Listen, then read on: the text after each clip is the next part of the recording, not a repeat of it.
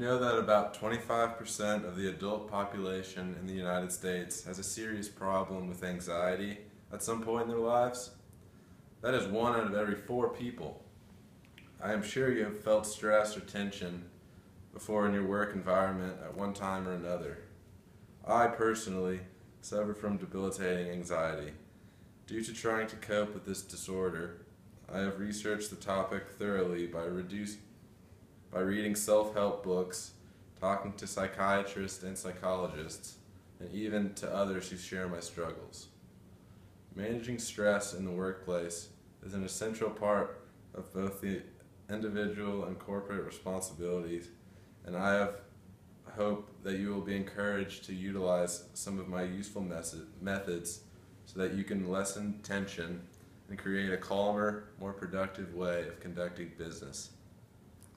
I will offer practical strategies today to help you better handle your stress in the workplace. Before proceeding with those strategies, I will tell you more about the nature of anxiety and some of the causes.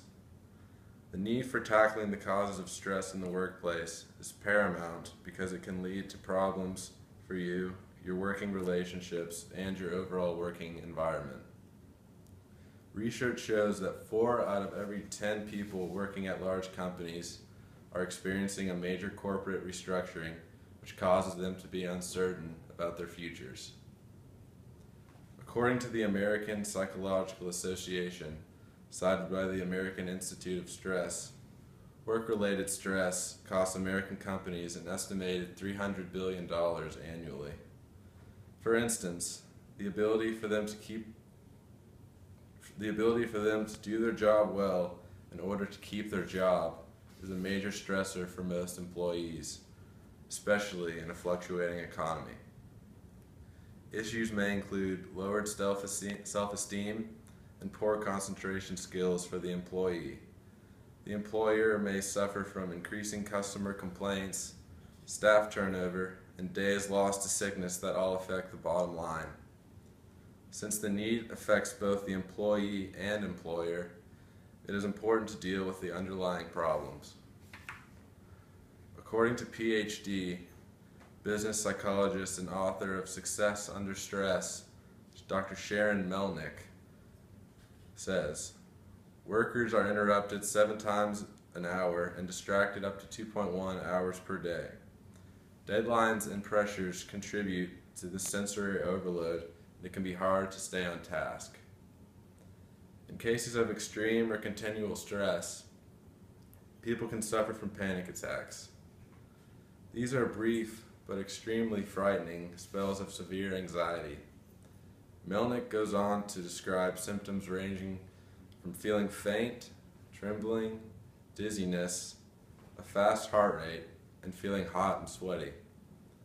All in all, there is a great need for coping strategies to be made available to people in the workplace, especially in light of how prevalent the problem is and how much money it costs employers while their employees suffer. Just think, you could contribute to relieving this epidemic by utilizing some coping mechanisms I will share with you. Keep in mind that if you do not particularly suffer from stress, you could certainly pass them on to another coworker. As noted on the handout, there are several ways to reduce stress at work. Now, I will review some of them. First, sit up straight.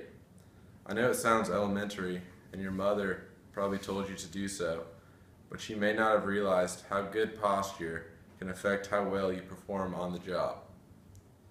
According to Andy Yap, a postdoctoral associate and lecturer at MIT, found in Time magazine, your posture influences psychology, and that influences behavior. Yap conducted experiments and found that when we sit in tight, contracted positions where we are squeezed into a seat that is too small or hunched over on our phone, we feel more stressed and less powerful. He says, power buffers you from stress. If your desk or workstation is cramped, see if you can move things around to give yourself a little more physical and mental breathing room. Secondly, Get organized. Research shows that just looking at clutter can spur the body's production of stress hormones, so working in a messy office or cubicle can make you stressed even if the work itself is not high stress. The Coen brothers, both lecturers on business success and authors, advise tackling that pile of papers that you never get around to filing, or the overflowing email inbox.